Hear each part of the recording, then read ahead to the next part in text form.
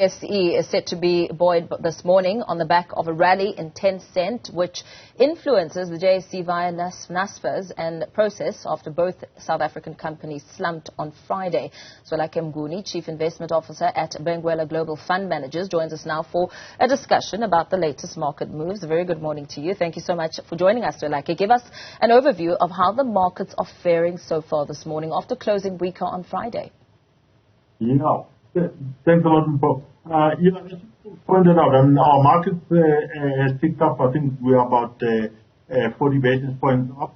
I think that what is the key driver today is that we saw that the Naspers Prosus combination picked up quite meaningfully today, about 5%, and that has lifted the JSE overall. But if you look at the mining sector, there is a bit of pressure. There is a bit of pressure also in the financial sector, but broadly speaking, the industrial space is up 1.3%. I think if you look across the board in the Asian markets, I think you can see that Hang Seng is down 1%, which is where Tencent is listed, but Tencent has backed the trend today. And then the ASX is up 1%. I think, again, that's in contradiction to what we are seeing on our resources sector. ASX is Australia, which is heavy in resources. The South African Reserve Bank has published the September data for private sector credit extension and the M3 money supply. Help us make sense of this data and what hint it perhaps gives us about the health of our economy. Yeah, look, I think the numbers looked very good. I think we were just under 10% increase.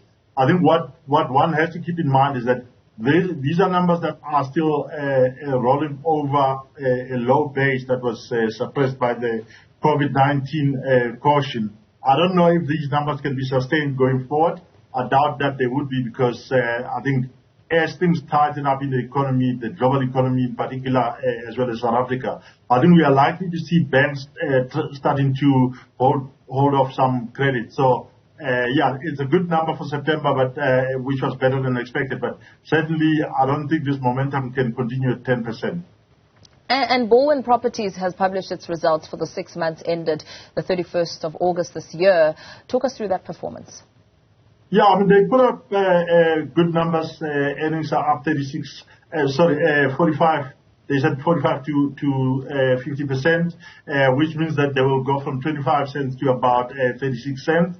And they did say that they sold about 8% more apartments this year compared to last year. So that supported their business.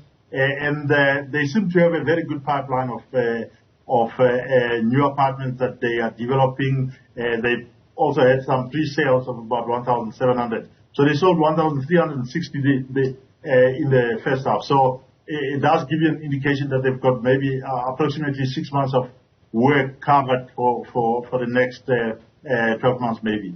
The one thing I'd be cautious about is that as we go into this difficult economic environment, they did also caution about the macro headwinds. And certainly from my perspective, I think what we should pay attention to is their balance sheet and how they're funding the new developments, because it is quite a cash-hungry business model. So you end up developing and only realizing sales later. So it can be difficult in a difficult economic environment.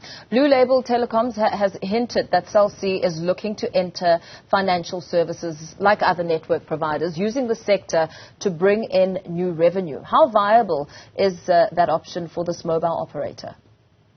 Look, I think it's a continuation of the announcement. I think they made the announcement in December where they said they partnered with Mondia Pay, which is one of the big players in the payment market.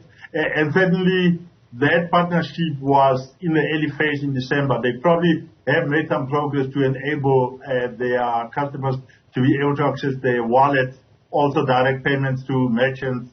So it's a progression that they had lagged behind because they had some issues, financial issues. As you know, they actually Blue Label and what used to be Net1 eventually wrote off 7.5 billion rand worth of debt that they were owed by Cell C. So that has freed the balance sheet to basically take new initiatives to try and keep their customers in line with their peers.